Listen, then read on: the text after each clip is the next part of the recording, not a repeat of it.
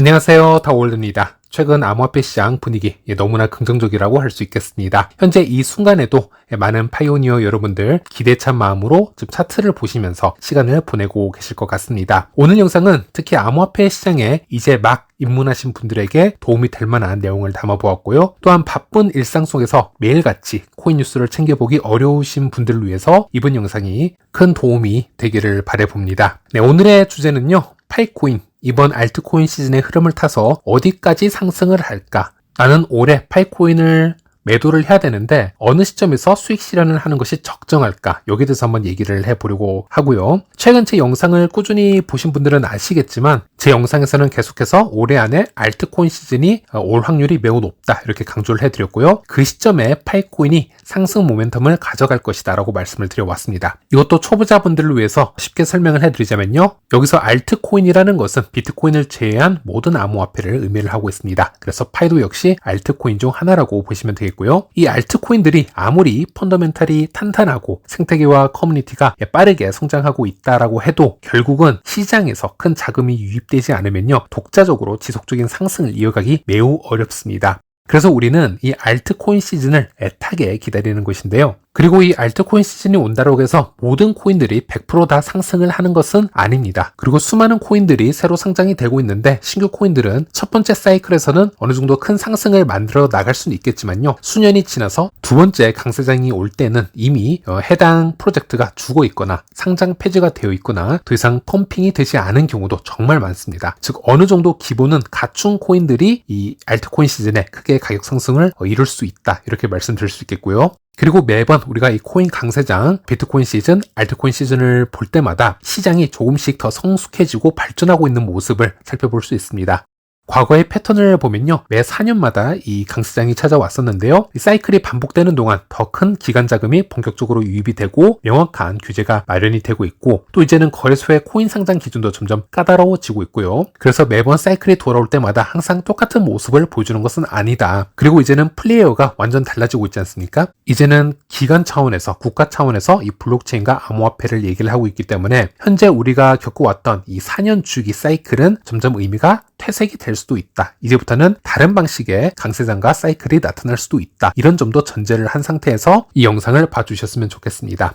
일단 비트코인이 매 4년마다 대상승장을 가져왔다는 것은 대부분 아실 겁니다. 가장 큰 이유는 바로 비트코인의 반감기 시스템이 매 4년마다 작동을 하기 때문이고요. 4년마다 채굴 보상이 절반으로 줄어들기 때문에 시장에서 수요에 비해서 공급이 급격하게 줄어드는 구간이 오면서 이러한 가격 상승 패턴을 만들어 왔습니다. 그러면 이렇게 비트코인이 크게 상승을 하면서 알트코인에게는 어떤 영향을 주었는지 차트를 보면서 살펴보면요. 이렇게 비트코인의 대상승 구간이 오는 구간에는 비트코인만 주로 상승하는 모습을 보여줍니다. 물론 이더리움이나 알트들도 조금씩 상승할 수는 있겠지만 비트코인의 상승 속도를 쫓아가기가 어렵고요. 그래서 비트코인의 도미넌스가 항상 고점을 만드는 그런 차트를 볼 수 있었습니다. 비트코인의 도미넌스라는 것은 전체 암호화폐 시장에서 비트코인이 차지하는 시가총액을 얘기를 하는 것이고요. 역사적으로 약 70% 정도가 된다면요. 이 비트코인 도미넌스의 고점이다 라고 보시면 되겠습니다. 그 후에 이 70%를 찍은 후에는 급속도로 도미넌스가 하락하는 것을 볼 수 있는데요. 비트코인 도미넌스가 하락한다라는 의미는 알트코인들이 상대적으로 크게 가격이 상승한다라는 뜻으로 풀이를 할 수 있겠습니다. 자, 그러면 이번 사이클에서도 비트코인이 70%가 고점인가 라고 질문을 하신다면요. 이번에는 그것보다 좀 더 낮습니다. 약 65%까지 찍고 급속도로 하락하는 패턴을 보여주고 있었습니다. 그 이유로는 지난번 사이클보다 현재 알트코인 수가 더 증가하고 있기 때문에 상대적으로 비트코인의 도미넌스가 조금씩 감소하는 효과가 있었다라고도 우리가 해석을 해볼 수 있겠습니다. 자, 그래서 그 다음 단계가 비트코인이 고점을 찍게 되면요. 이더리움으로 자금이 이동되는 현상이 나오게 됩니다. 이 단계가 알트코인 시즌을 기다리는 분들에게는 매우 중요한 단계라고 보시면 되겠는데요. 얼마 전까지 이더리움 차트를 보시면 1800달러도 넘지 못했던 매우 어려웠던 상황인데 현재 이더리움이 급격하게 상승하는 모습을 보여주고 있습니다. 최근 들어 40% 이상 상승하면서 이미 이더리움의 가격이 2500달러를 넘긴 상태라고 보시면 되겠습니다. 그래서 이미 이 두 번째 단계에 진입을 했다라고 보시면 되겠고요.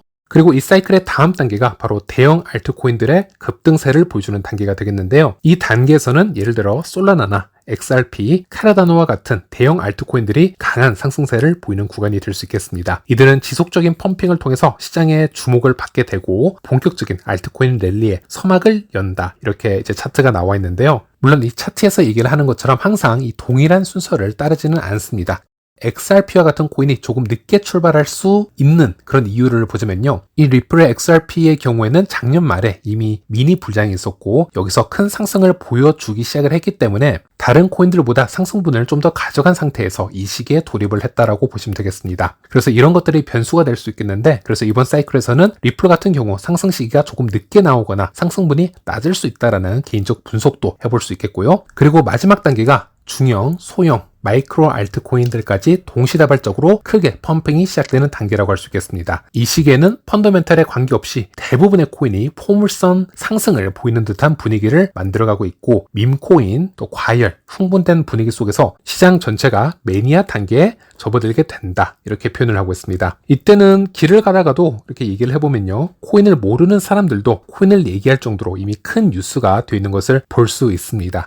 자, 이때가 되면 사실상 고점이라고 보시면 되겠습니다. 즉, 코인 시장을 이미 잘 알고 있는 분들이라면 이 시점이 오기 바로 직전부터 조금씩 분할 매도를 실행을 하는 것이 맞다라고 할 수 있겠습니다. 조금 전에 보여드렸던 비트코인 도미넌스 차트를 보시면요. 비트코인 도미넌스가 최저점에 이르는 수치가 약 40% 부근이라고 할 수 있겠는데요. 즉 이때가 알트코인들의 도미넌스 고점이라고 보시면 되겠고 이후부터는 알트코인들이 급속도로 가격이 하락하는 것을 이 차트를 통해서 볼 수 있습니다. 그래서 이 기간이 매우 짧은 기간에 강력하게 일어나기 때문에 알트코인 시즌에서는 비트코인 도미넌스 차트를 지속적으로 살펴보는 게 매우 중요할 수가 있겠습니다. 특히 그 누구도 코인의 고점과 저점을 정확하게 예측할 수는 없습니다. 그 어떤 전문가도 예측을 할 수 없기 때문에 대신 우리가 비트코인 도미넌스 차트와 같은 보조 지표를 이용해서 언제부터가 강세장의 시작이고 언제부터가 약세장의 시작인지 이렇게 대충적이라도 감을 잡는 것이 더 현명한 방법이라고 할 수 있겠습니다.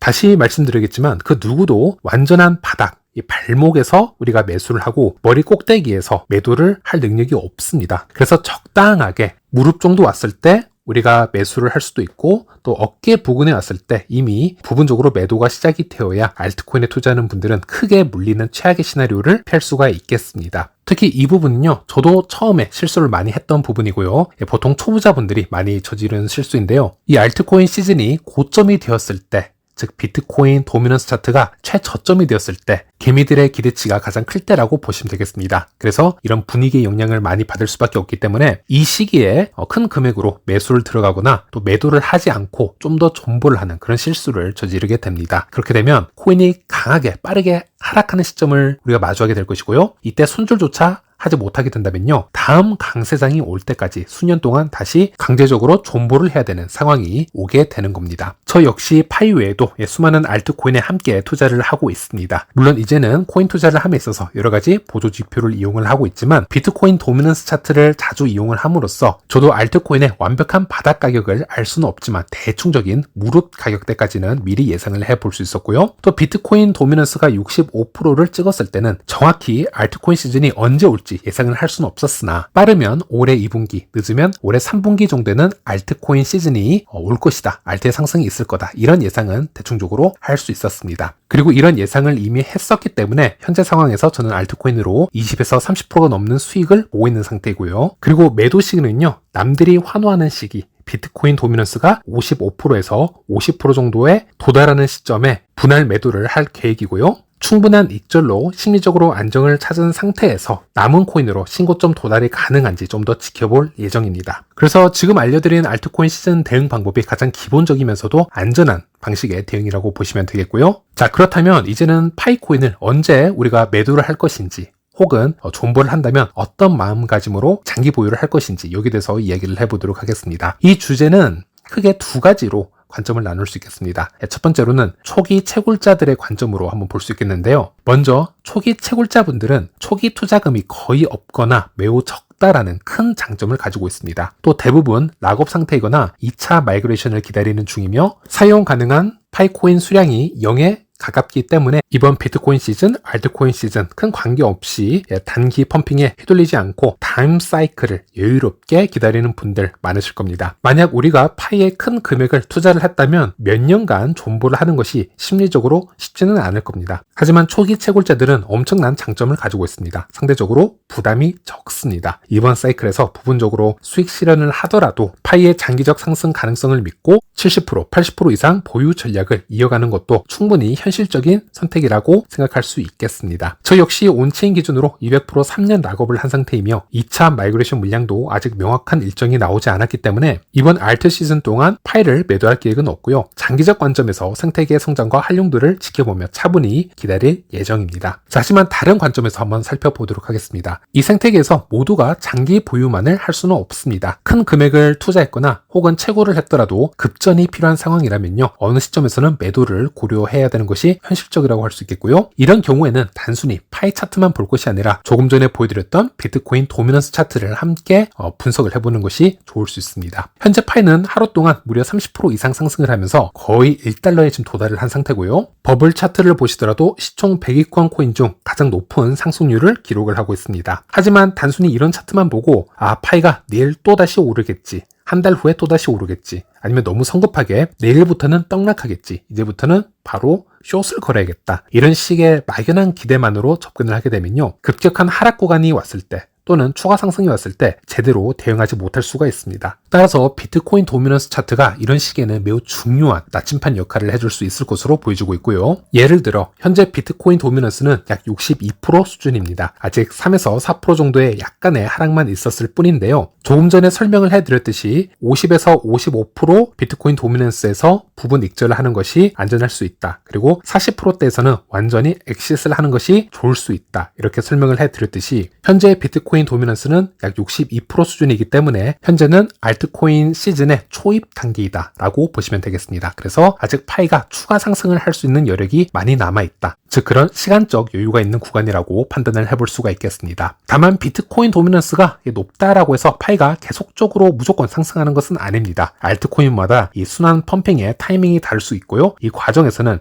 강한 조정 구간이 또 발생할 수 있습니다. 또한 선물 시장에서 특정 방향으로 포지션이 과도하게 물릴 경우에는 이것을 또 강제 청산시키기 위해서 인위적인 가격 변동이 나타날 수 있습니다. 그리고 더 나아가서 이런 흐름은 단순한 기술적 분석으로는 설명이 되지 않을 때도 있고요. 또 예상치 못한 거시적 환경의 변화나 돌발 변수로 인해서 기존에 우리가 알고 있던 교과서적인 패턴이 일시적으로 무너지는 경우도 자주 발생할 수 있습니다. 결국 파이 역시 단순히 수직 상승만을 거듭하는 것이 아니라 이 안에서 다양한 흐름과 스토리, 변동성이 함께 존재한다는 점을 분명하게 인식하고요. 그래서 신중하고 유연하게 접근하는 태도가 중요할 수 있겠습니다. 네, 그리고 마지막으로 이제 파이 생태계 미래에 어떤 방식으로 성숙해져 갈 것인가, 여기에 대한 저의 생각을 말씀드리면서 이번 영상 마무리하도록 하겠습니다. 저와 많은 분들이 파이가 폐쇄형 메인넷 단계에 있었을 때는 파이 생태계의 방향성과 철학에 대해서 진지한 대화들을 나누었습니다. 그러나 오픈 네트워크로 전환이 되면서 우리가 파이의 차트를 좀 더 자주 보게 되었고요. 이 암호화폐의 지수라고 할 수 있는 비트코인의 가격을 자주 보게 되었고, 파이의 가격 상승을 위해서 알트코인 시즌의 이 시기를 예측하는 그런 영상도 많이 올리게 되었습니다. 그래서 이럴 거면 결국 다른 알트코인과 파이가 다를 바가 없지 않느냐, 비트코인을 따라가는 수많은 알트 중 하나일 뿐이지 않겠냐, 이렇게 실망감을 표현하는 분들도 많이 계실 거라고 보고 있는데요. 그런데 바로 이런 상황을 파이코어 팀은 이미 예상을 하고 있었습니다. 너무나 당연한 현상이기 때문이고, 그래서 코어팀 측에서는 파이만의 독특한 폐쇄형 메인넷 단계를 의도적으로 마련을 한 것입니다. 이 단계마저 존재하지 않았다면 파이는 준비가 되지 않은 상태에서 코인 시장의 폭풍 속에서 그대로 노출이 되었을 것이고요. 현재 우리가 보고 있는 기본적인 이 가치조차 지켜내기 힘들었을지도 모릅니다. 이것을 잘 알고 있던 코어팀이기 때문에 1%라도 더 준비를 하고 시장의 분위기가 좋을 때, 친암호화폐적인 규제들이 나올 때 오픈 메인넷으로 전환을 하고자 여러 가지 애를 써 왔었던 것입니다. 그래서 파이는 현재 오픈 네트워크 전환 이후에 혹독한 스트레스 테스트를 겪고 있습니다. 시장이라는 공간은 냉혹하고요. 이 투기 세력과 거대한 자본, 인간의 욕망, 허위 정보, 무분별한 홍보로 인한 투자 피해, 퍼드 뉴스, 그리고 각국의 규제와 억압 등 수많은 변수와 충돌을 하고 있습니다. 이 과정 속에서 파이에게 주어진 첫 번째 과제는요, 다른 거 없습니다. 바로 생존과 회복력입니다. 왜 지금 당장 파이가 커뮤니티 화폐로서 역할을 제대로 하고 있지 못하고 있나? 왜 금융 세력들이 파이를 건들고 있지 않나? 왜 세력들이 파이로 들어와서 펌핑을 시켜주고 있지 않나? 댓글들을 많이 볼 수 있는데요. 파이가 오픈 네트워크로 전환이 되었다고 해서 이 시장을 바로 지배하거나 곧바로 선두에 오르는 것이 아니라 이 험난한 환경 속에서 버티고 회복하며 신뢰를 쌓는 것, 그것이 진정한 출발점이라고 할 수 있겠습니다. 실제 시장에서는 99%의 프로젝트가 다 쓰러져 가고 있고요. 1%조차 되지 않는 프로젝트만 살아남는 그런 시장이라고 보시면 되겠는데, 파이가 이 1% 안에 들 수 있냐 없냐, 이 문제라고 보시면 되겠습니다. 파이뿐만이 아니고요. 현재 이더리움, 솔라나, 리플 등 시총 상위권에 있는 메이저 알트 프로젝트들 역시 다 동일한 스트레스 테스트를 겪고 있는 중이라고 보시면 되겠습니다. 그래서 이런 프로젝트들 모두 투기 자산으로만 사용이 되는 것이 아니고요. 이제 나름대로의 펀더멘털을 구축을 해가면서 조금씩 세상이 변화하기를, 국가와 기관이 블록체인을 받아주고 이 암호화폐를 사용해 주기를 지금 기다리고 있는 중이라고 보시면 되겠습니다. 그렇기 때문에 우리가 현재 파이를 이야기함에 있어서 이것을 언제 수익화를 해야 되지, 언제 매도를 해야 되지, 그리고 어떻게 저점을 잡고 매집을 할지, 또는 수익을 어떻게 극대화해야 할지, 여기에 대해서 고민을 하고 토론을 하는 건요, 파이를 비하하거나 가볍게 여기는 것이 아니라 이것도 시장에서 파이가 메이저 알트코인으로 먼저 인정을 받고 파이가 투자 자산으로서도 매력 있는 옵션임을 증명하는 첫 번째 단계라고 보시면 되겠고요. 이런 부분들이 인정을 받게 되고 가격의 회복력을 또 인정을 받게 되면요, 그 다음은 생태계에서 실질적인 수요 기반이 만들어지는 그런 시점이 다가올 수 있을 거라 믿어봅니다. 네, 이번 영상은 여기까지고요. 다음 시간에 다시 찾아뵙도록 하겠습니다. 시청해주셔서 감사합니다.